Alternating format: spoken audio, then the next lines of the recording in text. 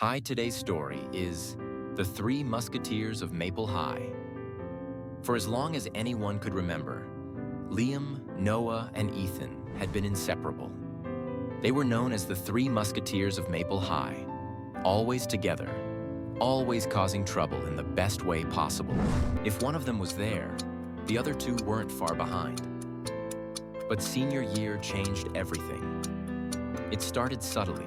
Missed hangouts, unanswered texts, and a growing distance none of them wanted to acknowledge. Liam had started focusing more on his grades, trying to impress college admissions, officers. Noah was dedicating all his time to soccer, determined to earn a scholarship.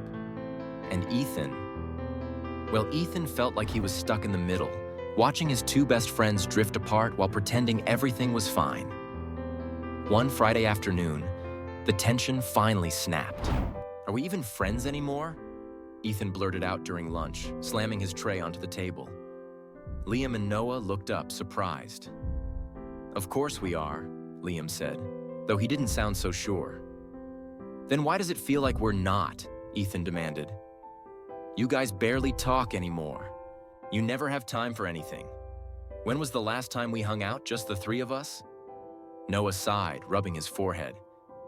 "Ethan, we're just busy. It's senior year." Ethan scoffed. "So that's it? The Musketeers are over?" Liam hesitated before saying, "People change, Ethan." Ethan felt something inside him crack. "I never thought we would." That weekend, Ethan found himself sitting alone in the diner where they used to spend every Friday night. He stared at his untouched milkshake, scrolling through old photos on his phone, pictures of the three of them laughing, playing video games, sneaking out to watch midnight movies. It felt like a different lifetime. Then his phone buzzed. "Noah. Hey, game tomorrow. You coming?" Ethan stared at the message, debating whether to respond. He wanted to be there for Noah, but part of him was tired of feeling like the only one holding their friendship together. Instead of answering, he shut off his phone and walked out of the diner. The next afternoon, Ethan wandered around town, lost in thought, when he suddenly heard shouting from the soccer field. Curiosity got the best of him, and he made his way toward the sound. It was Noah's game. He spotted Liam in the bleachers, watching quietly. That surprised him. Without thinking, Ethan walked up and sat next to him. Liam glanced over. "Hey." Ethan didn't answer at first. Then, after a long pause, he muttered, "I thought you were too busy for this." Liam exhaled. "I almost didn't come. But then I realized, we've been pretty bad friends lately, haven't we?" Ethan turned to look at him. "Yeah, we have." They watched in silence for a while, until suddenly the crowd erupted. Noah had scored the winning goal. Seconds later, he turned toward the bleachers, scanning the crowd. The moment he saw them, his face lit up. And just like that, Ethan realized something. It wasn't that they had stopped caring. It wasn't that they weren't friends anymore. They had just gotten lost. But maybe, just maybe, it wasn't too late to find their way back. After the game, Noah found them waiting near the field.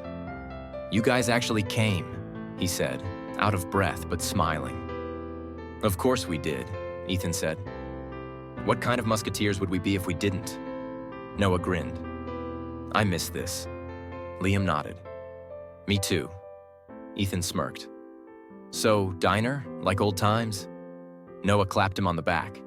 "Last one there pays." And just like that, they were running, laughing, together again. Because some friendships, no matter how lost they get, are always meant to be found. The end. Please like and subscribe our channel. Hi, today's story is From Enemies to Friends. If there was one person Alex Carter couldn't stand, it was Jake Matthews. Ever since middle school, they had been rivals in everything. Grades, sports, even who could make the best sarcastic remark in class. If Alex won a debate competition, Jake would ace the next math test. If Jake scored the winning goal in soccer, Alex would break the school record in track. They weren't just classmates. They were competitors, and Alex was fine with that, until the day they were forced to work together. "All right, class," Mr. Reynolds announced. "For this history project, you'll be paired up randomly." Alex barely paid attention, tapping his pencil against the desk. Until Alex Carter and Jake Matthews. Alex's head shot up. "You've got to be kidding me." Across the room, Jake groaned. This has to be a mistake. But it wasn't. And now, they were stuck together. They met in the library after school, neither looking happy about it.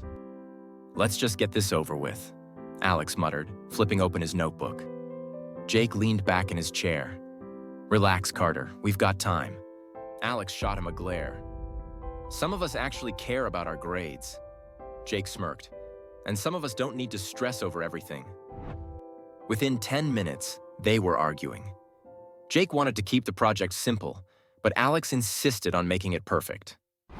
"Why do you always have to be so competitive?" Jake snapped. Alex folded their arms. "Says the guy who treats everything like a game." They left the library that day without making any progress.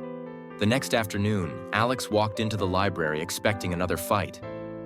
But Jake was already there, actually working. Alex raised an eyebrow. "Didn't think you'd show up?" Jake shrugged. "Believe it or not, I don't completely slack off." As they worked, something strange happened. They talked, really talked. Alex learned that Jake's older brother was a straight A student, and his parents constantly compared them. "It doesn't matter how well I do," Jake admitted. "It's never good enough." Alex hesitated. "That's kind of messed up." Jake laughed, but there was no humor in it. "Yeah, well, it is what it is." For the first time, Alex saw Jake as more than just a rival. He wasn't lazy. He was just tired of trying to be perfect. And Jake? He learned that Alex's competitiveness came from pressure too, the need to prove something. That night, they finished half the project without a single argument. A week later, during soccer tryouts, Alex saw Jake sitting alone on the bleachers, looking defeated. "Didn't think you got nervous about anything," Alex said, sitting beside him. Jake let out a breath. "You ever want something so bad, but you're afraid you'll fail?" Alex thought about every late night spent studying, every race where they felt like their lungs would burst. "Yeah," Alex admitted. "All the time." Jake gave a small smile. "Guess we're not so different after all." By the time they presented their project, something had changed. They weren't just working together. They were laughing, bouncing ideas off each other, and, dare Alex say it, having fun. When they got an A, Jake smirked. "Admit it, we make a good team." Alex rolled their eyes. "Don't get used to it." But as they walked out of class together, Alex realized something. They had spent years seeing each other as rivals, as enemies. But maybe, just maybe, Jake was a friend. The end. Please like and subscribe our channel. Hi, today's story is Lost and Found, a story of friendship. Sophie and Ava had been best friends since the 3rd grade. They had shared everything. Secrets whispered under blankets at sleepovers, inside jokes that no one else understood, and a belief that nothing could ever come between them. But somewhere along the way, things changed. Sophie still wasn't sure when it had started. Maybe it was when Ava joined the volleyball team and started spending more time with her teammates. Maybe it was when Sophie became more focused on her art, spending hours sketching instead of texting back. Or maybe it was just the inevitable drifting apart that happened when life got busy. Whatever the reason, Sophie woke up one day and realized that Ava wasn't her best friend anymore. And that hurt more than she expected. It all came to a head one Friday afternoon. Sophie had been waiting for Ava at their usual lunch table, the one they had claimed years ago. But when Ava finally arrived, she wasn't alone. She was with Lily and Jess, 2 of the most popular girls in school. They were laughing about something, completely wrapped up in their own world. Sophie waited for Ava to sit down beside her like she always did. But Ava hesitated. "I think I'm gonna sit with them today," she said, shifting uncomfortably. Sophie felt something inside her crack. You think? She repeated, trying to keep her voice steady. Ava sighed. Sophie, it's just lunch. We always sit together. Can't I sit somewhere else just once? Sophie forced a smile. Yeah, of course. Ava gave her an apologetic look before walking away. And just like that, Sophie felt completely alone. After that day, things weren't the same. Ava stopped texting as much. She was always busy with volleyball, with new friends, with a life that didn't seem to have room for Sophie anymore. Sophie told herself she didn't care. She threw herself into her art, sketching for hours, pretending it didn't hurt. But it did. One night, as she stared at an old picture of them, on her phone, matching bracelets, goofy smiles, she wondered if Ava even missed her at all. The breaking point came on a cold November evening. Sophie was walking home from the art studio when she got a text from Ava's mom. Hey, Sophie, have you heard from Ava? She isn't answering her phone, and I'm getting worried. Sophie's stomach twisted. She hadn't spoken to Ava in weeks, but something inside her told her that she had to find her. After checking everywhere she could think of, Sophie finally had a thought. The old playground. It was where they used to go when they needed to escape, where they had spent hours swinging and dreaming about the future. And when Sophie got there, her heart clenched. Ava was sitting on the swings, arms wrapped around herself, eyes red and puffy. Sophie hesitated, then walked up and sat on the swing beside her. You okay? She asked softly. Ava let out a shaky breath. Not really. Sophie didn't say anything, just waited. My parents are getting divorced, Ava finally admitted, her voice barely above a whisper. I didn't know how to deal with it, so I just shut everything out, including you. Sophie's heart ached. You didn't have to go through it alone, she said quietly. Ava wiped her eyes. I thought if I ignored it, it wouldn't feel real. And I thought I was losing you too. Sophie swallowed the lump in her throat. You did lose me, Ava, but I lost you first. They sat in silence, the cold wind wrapping around them. I miss us, Ava finally whispered. Sophie sighed. Me too. Ava turned to her, hopeful. Can we fix this? Sophie gave her a small smile. We can try. And as they sat there side by side, Sophie realized something. Sometimes, even when you lose your way, you can still find your way back. The end. Please like and subscribe our channel. Hi guys, today's story is Love Between the Boardrooms. Arav leaned back in his sleek leather chair, his fingers tapping rhythmically on the polished surface of the conference table. The new marketing head, Kiara, stood at the far end of the room, presenting her strategy for the upcoming quarter. Her confidence was undeniable, her passion infectious. But what stirred something deep inside him was the way she commanded attention, especially from others. Arav had always been the star performer at Orion Enterprises, rising through the ranks with unmatched dedication. When Kiara joined the company 6 months ago, she became his toughest competition. Her ideas were sharp, her execution flawless. He admired her, he envied her. And somewhere along the way, he started caring about her more than he wanted to admit. The moment the meeting ended, Vikram, the finance head, leaned in a little too closely to Kiara, laughing at something she said. Arav felt a sharp pang in his chest. He clenched his jaw, gripping his pen until his knuckles turned white. It wasn't just competition anymore. It was jealousy. Later that evening, Arav found himself in the cafeteria, his eyes searching for Kiara. When he spotted her sitting by the glass window, he walked over without a second thought. Impressive presentation, he said, setting his coffee down across from her. She looked up, a soft smile gracing her lips. Coming from you, that's a big compliment. He smirked, but didn't respond immediately. Instead, he studied her, how her fingers traced the rim of her cup, how a strand of hair fell onto her cheek, how her eyes sparkled with an unspoken challenge. Vikram seems to enjoy your ideas a lot, he said, trying to sound casual. Kiara raised an eyebrow. Are you implying something? Just an observation.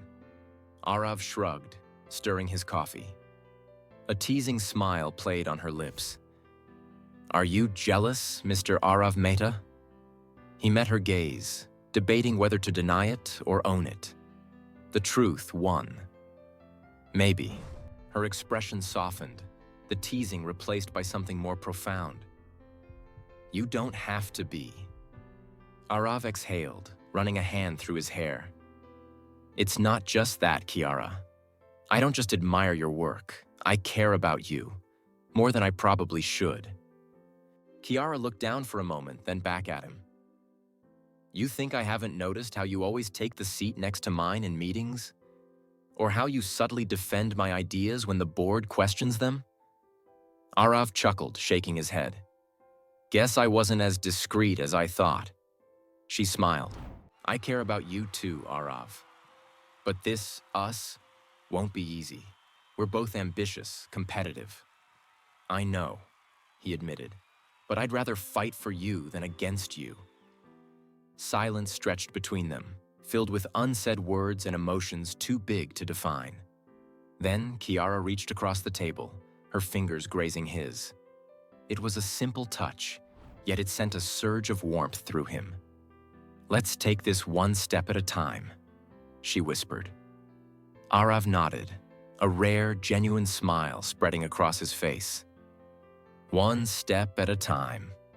And in that moment, amidst corporate chaos and cutthroat ambitions, they found something rarer.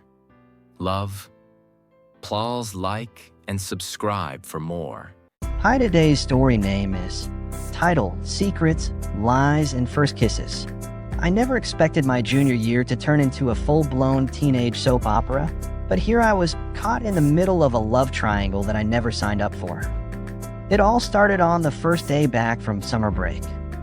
The hallways of Westwood High were buzzing with excitement, everyone showing off their tans, new hairstyles, and of course, their summer hookups. My best friend Olivia had spent her summer in Italy and wouldn't shut up about the Italian prince she met. Meanwhile, I spent mine babysitting my little brother and binge-watching crime shows. And then there was Ethan Carter. Ethan had been my crush since forever, tall, effortlessly cool, and the type of guy who made teachers mad because he never paid attention but still aced every test. We had been in the same classes for years, but he never really noticed me. Not until that day. I was at my locker, struggling to get it open, when suddenly a hand reached over and twisted the lock. My heart skipped a beat as I turned to see Ethan smirking down at me. Looks like your locker likes me better, he teased. I barely managed to mumble a thanks before he walked off, his backpack slung over one shoulder. Olivia caught the whole thing and immediately launched into full gossip mode. Oh, my God, did you see that? She squealed. That was straight out of a rom-com. He's totally into you. I rolled my eyes. It was just a locker, Liv. But deep down, I hope she was right. Over the next few weeks, Ethan and I kept running into each other, at lunch, in the halls, even at the library where he claimed he never went. Each time he'd flash that easy smile, say something effortlessly charming, and leave me feeling like I was floating. Then came the bombshell. One Friday afternoon, as Olivia and I were walking toward the parking lot, she suddenly stopped in her tracks. Oh, you're gonna want to see this. I followed her gaze and felt my stomach drop. Ethan was standing by his car, his arms wrapped around none other than Jessica Monroe. Jessica was the queen of Westwood High cheer captain, straight-A student, and drop-dead gorgeous. She had a reputation for getting what she wanted, and apparently what she wanted was Ethan. They're just talking, I muttered, trying to convince myself. Then she kissed him. My heart cracked right down the middle. I spent the weekend wallowing in self-pity, only for Olivia to burst into my room on Sunday night with a look of pure mischief. Forget him, she declared. He's just another pretty boy with commitment issues. We need a distraction. That's how I found myself at Logan Parker's party that night. Logan was the kind of guy who threw wild parties when his parents were out of town, and his house was packed with students dancing, laughing, and making terrible decisions. I wasn't the type to drink, but Olivia shoved a red cup in my hand anyway. And that's when I saw Ethan. He was standing by the pool, Jessica clinging to his arm like he was a trophy. But here's where things got weird. His eyes weren't on her. They were on me. For the first time since I had known Ethan, I saw something I couldn't quite place. Regret. Jealousy. Either way, he looked like he was about to say something when Logan appeared beside me. "You look like you need a drink," Logan said smoothly, holding out a fresh cup. Ethan's eyes darkened. Suddenly, the air between us was charged. "She's good," Ethan said before I could answer. Logan scoffed. "Didn't realize you were her boyfriend, Carter." Ethan clenched his jaw. "I'm not." "Exactly," I snapped, surprising even myself. "So why do you care?" Jessica tugged at Ethan's arm, clearly annoyed. "Ethan, let's go." He hesitated. For a moment, it was just me and him, the music fading into the background. But then he sighed, ran a hand through his hair, and walked away. Monday at school was awkward. Ethan wasn't in class, and Olivia was too busy analyzing the party drama to notice that I was barely listening. But the real shock came when I checked my phone after school. "Ethan Carter, can we talk?" My heart nearly jumped out of my chest. Olivia was over the moon. "He's finally realized he's in love with you." I wasn't so sure. That night, I met Ethan behind the school bleachers. He looked nervous. "Look," he started, rubbing the back of his neck. I screwed. Hi, today's story. Subscribe our channel. Story title: The Forgotten Promise. In the quiet town of Udaipur, where ancient palaces kissed the skies and lakes mirrored the moon, two children made a promise they were too young to understand. Ayaan and Mira had grown up in neighboring Havalis, their childhoods intertwined like the vines, creeping over their ancestral homes. They were inseparable, chasing kites on the rooftops, stealing mangoes from the backyard, and giggling as they ran through the narrow alleys. One summer evening, under a banyan tree near the temple, 10-year-old Ayaan grabbed Mira's tiny hand and said, "One day, when we grow up, I'll marry you." Mira, only 8 at the time, giggled. "You promise?" "I promise." He tied a red thread around her wrist, sealing the vow. That was the last summer they spent together. Ayaan's father, a wealthy businessman, got a lucrative offer in Mumbai. Within days, his family packed up and left. Ayaan cried, holding on to the rusted gates of their Haveli, calling out Mira's name, but she never came to say goodbye. Mira, unaware of his departure, had fallen sick that day. When she finally got better and ran to Ayaan's house, it was empty, just echoes of laughter that once filled the halls. Years passed. Letters remained unwritten. Memories faded. 15 years later, Ayaan returned to Udaipur as a successful architect. His past was a distant memory, buried beneath the weight of deadlines and ambitions. His mother had arranged for him to meet a girl for marriage, someone from a respected family, someone he would surely approve of. On the evening of the meeting, he walked into the Grand Haveli, his heart indifferent. The girl arrived, draped in a red sari, her face lowered in shyness. But the moment she lifted her eyes, Ayaan froze. It was Mira. She looked different, more graceful, more poised. But her eyes, they were the same eyes that once sparkled under the banyan tree. Mira, too, was stunned. She hadn't heard his name in years, hadn't dared to hope. Yet here he was, standing before her. Their parents watched with pride, assuming the two were strangers meeting for the first time. But beneath the surface, an old storm raged. Later that night, as they stood alone on the terrace, Ayaan finally spoke. "You never came that day." Mira's eyes welled up. I didn't know you were leaving. Silence. The city lights flickered in the distance. Ayaan exhaled. Did you ever think of me? She smiled sadly. Every single day. Ayaan clenched his fists. Then why didn't you try to find me? Mira looked away. Because you never did. The words stung. She was right. Life had moved so fast, and he had let it. But fate had given them another chance. Ayaan reached into his pocket, his fingers brushing against something small. Slowly, he pulled out a worn-out red thread, the same one he had tied around her wrist years ago. Mira gasped, her fingers trembling as she touched it. You kept it? She whispered. I never forgot my promise. His voice was barely above a whisper. Tears streamed down her face. And in that moment, under the same sky where they once made a childhood vow, they realized some promises are never truly broken. Hi, today's story title is Like and subscribe our channel. Hi, today's story is The Summer That Changed Everything. For as long as she could remember, Emma Parker had spent every summer at her grandparents' lake house in Maplewood. It was her favorite place in the world, a quiet escape from the chaos of school, social drama, and the pressure of always trying to be perfect. But this summer was different. This summer, she wasn't just escaping the usual stress. She was running away. Emma's parents had been fighting for months. At first, it was just tense whispers behind closed doors. Then, it became shouting matches late into the night.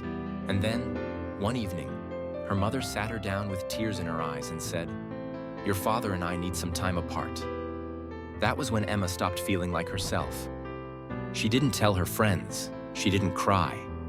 She just packed her bags and left for the lake house, hoping that maybe, just maybe, the water and the trees could wash away the weight pressing on her chest. The lake house was exactly the same.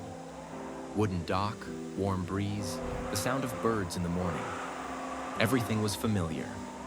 Everything except for him. Noah Carter, the boy next door.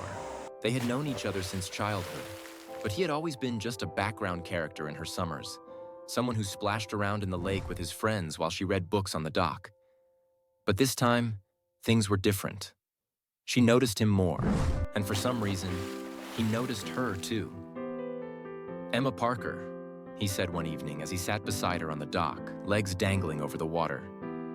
You've been avoiding me. She glanced at him. Have I? Definitely, he smirked. You've been staring at the lake like it has all the answers to life. She sighed. Maybe it does. He nudged her shoulder. Or maybe you just need someone to talk to. Emma hesitated. She wasn't used to opening up, but there was something about the way Noah looked at her. Like he actually wanted to hear what she had to say. So, for the first time all summer, she let herself speak. Night after night, they sat by the water, talking about everything and nothing. Emma told him about her parents, about how she felt like her world was splitting in two. Noah listened, never interrupting, never trying to fix things, just being there. In return, he told her things she never expected. My dad left when I was 5, he admitted one night, skipping a rock across the lake. I don't even remember what life was like with him around. Emma turned to him, surprised. I didn't know that. He shrugged. I don't talk about it much, but I get it. That feeling like everything's shifting under your feet. Something in her chest ached. Does it ever stop? Noah was quiet for a moment before answering. No, but eventually, you learn how to stand steady anyway. By the time August rolled around, Emma felt different. Not completely healed, not magically okay, but lighter. She had laughed more this summer than she had in months. She had spent nights staring at the stars instead of her ceiling, feeling lost. And a lot of that had to do with Noah. On their last night by the lake, he turned to her and grinned. So, did the lake give you all the answers to life? She smiled. No, but someone else helped me figure out a few things. Noah raised an eyebrow. Someone ridiculously handsome and charming, I assume? Emma laughed. Something like that. There was a pause, a quiet understanding between them. See you next summer? He asked. Emma's heart swelled. Yeah, definitely. And for the first time in a long time, she felt like maybe, just maybe, everything was going to be okay. The end. Please like and subscribe our channel. Today's story title is The Unlikely Best Friends. Ryan Parker and Leo Martinez were as different as night and day. Ryan was the star soccer player, popular, confident, and always surrounded by friends. Leo, on the other hand, was quiet, artistic, and preferred the company of his sketchbook over people. They had been in the same school since elementary, but their worlds had never collided until one unforgettable afternoon. It happened on a rainy Wednesday. Ryan, rushing to soccer practice, wasn't paying attention as he ran through the hallway. At the exact same moment, Leo stepped out of the art room, carefully balancing a giant canvas he had spent weeks painting. Crash!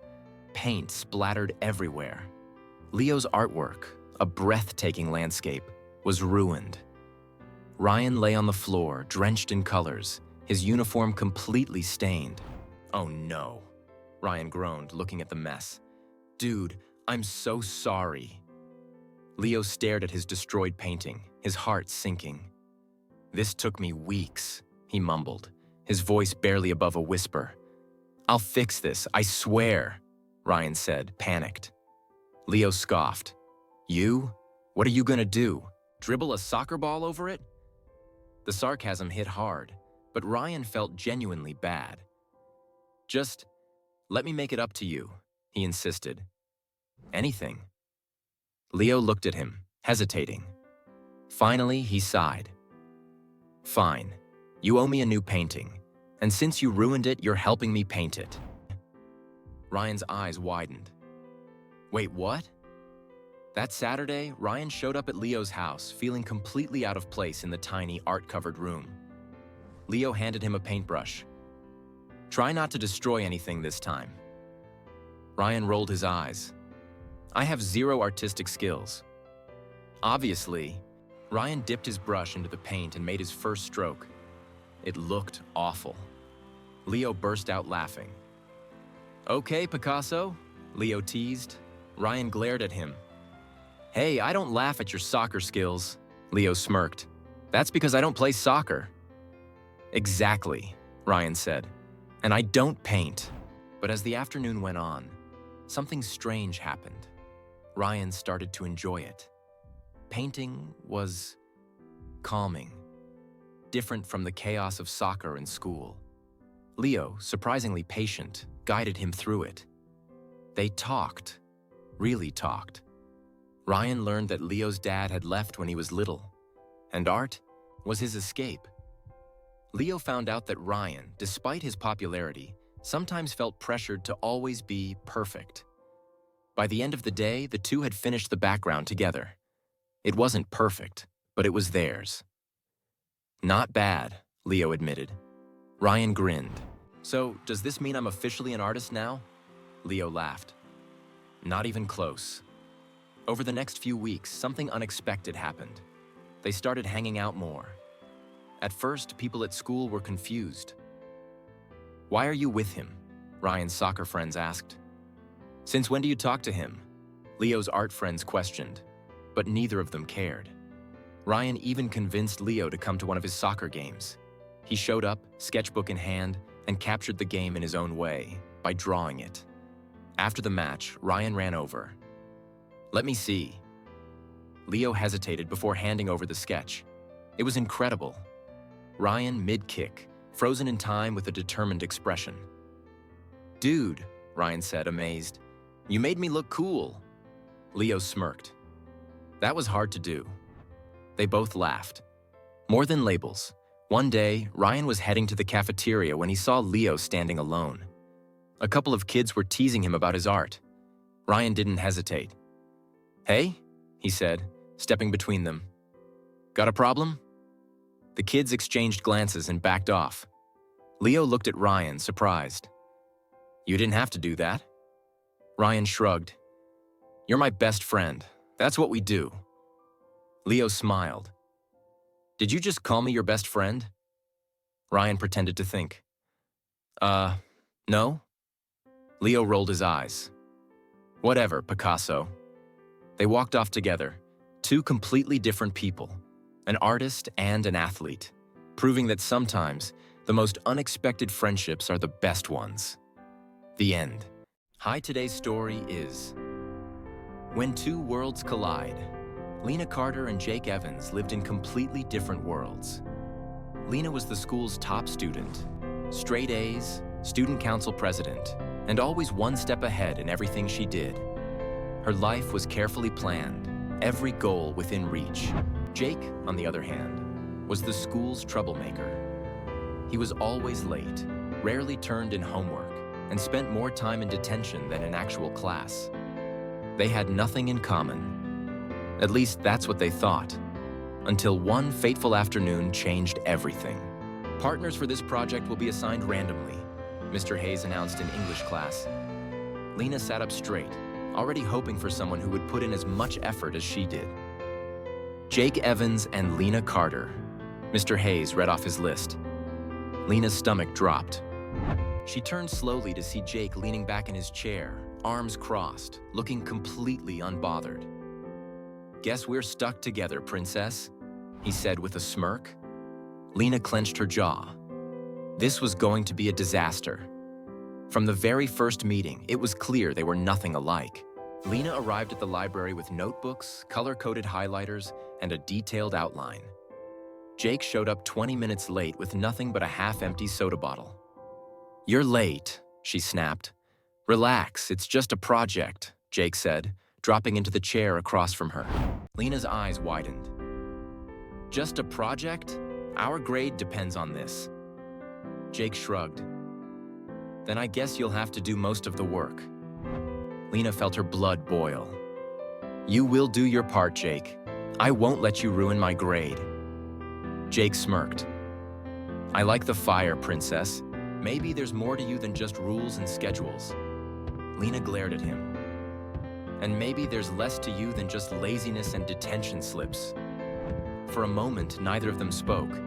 Then, to her surprise, Jake laughed. All right, he said, raising his hands in surrender. I'll actually try. Happy? She wasn't sure, but for now, it was enough. Over the next few days, something strange happened. Jake showed up to their meetings, still late, but he showed up. And to Lena's surprise, he was actually smart. He had insights about their book project that she hadn't even considered. You know, Lena admitted one afternoon, you could get better grades if you actually tried. Jake leaned back in his chair, twirling a pen between his fingers. Yeah, well, school and I don't exactly get along.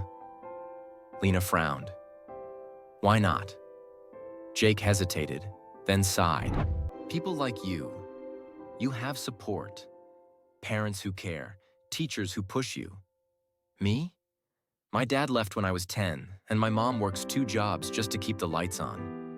School doesn't seem that important when you're worried about real life. Lena's heart tightened. She had never thought about it that way. I'm sorry, she said quietly. Jake gave her a small, sad smile. Don't be. It is what it is. For the first time, Lena saw Jake not as a troublemaker, but as a person. By the time their project was due, something between them had shifted. Okay, Jake said, looking at their final presentation. I have to admit, we make a good team. Lena smiled. We really do. As they handed in their project, Lena realized something. Sometimes the people you least expect can teach you the most important lessons.